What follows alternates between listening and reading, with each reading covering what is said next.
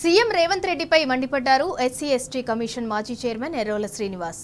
SC వర్గీకరణపై CM Revanth Reddy త్వరగా స్పష్టమైన ప్రకటన చేయాలని డిమాండ్ చేశారు. అసెంబ్లీలో మాట్లాడిన సీఎం రేవంత్ హామీ ఏమైందని ప్రశ్నించారు.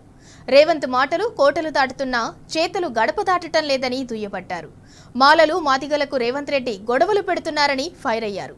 ఎస్సీ వర్గీకరణకు బీఆర్ఎస్ సంపూర్ణ మద్దతు ఇచ్చిందని గుర్తు చేశారు. మందకృష్ణ మాదిగ చేపడుతున్న కార్యక్రమానికి ఎందుకు పర్మిషన్ ఇవ్వటం లేదని నిలదీశారు. ఎస్సీ వర్గీకరణ చేయకపోతే మాదిగలకు రేవంత్ రెడ్డి అన్యాయం చేసినట్టేనని తేల్చి చెప్పారు ఎర్రోల శ్రీనివాస్.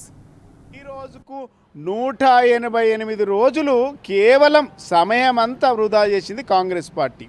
అంటే మీరు ఆ రోజు ప్రకటన చేసి వెంటనే రిజర్వేషన్ అమలు చేసి ఉంటే ఇవాళ ఈ రాష్ట్రంలో రెండు ఈ కులాల మధ్య కానివ్వండి, ఈ మాల మాదిగల మధ్య వైషమ్యాన్ని పెంచిందే ఇవాళ కాంగ్రెస్ పార్టీ ముఖ్యమంత్రి గారు.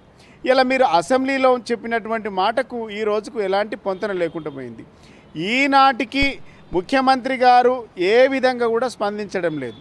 ముఖ్యమంత్రి గారు స్పందించకపోవడం వల్ల, ముఖ్యమంత్రి గారు మాట్లాడకపోవడం వల్ల, సరైనటువంటి నిర్ణయం తీసుకోకపోవడం వల్ల రాష్ట్రంలో ఇలాంటి ఘర్షణ వాతావరణానికి కారణం ఏవాలంటే ఇలా ముఖ్యమంత్రి గారు ఈ రాష్ట్ర ప్రభుత్వ నిర్లక్ష్య ధోరణి.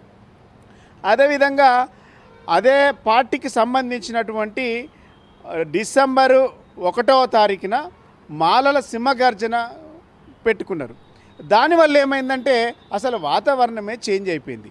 ఈరోజు మాదిగలు 7వ తారీఖు ఫిబ్రవరి 7వ తారీఖు పెట్టుకున్నటువంటి సభకేమో అనుమతించడం లేదు. ఇలా కాంగ్రెస్ పార్టీ క్లియర్గా అంటే ద్వంద్వ వైఖరి విధానాన్ని అవలంబిస్తూ ఉన్నది.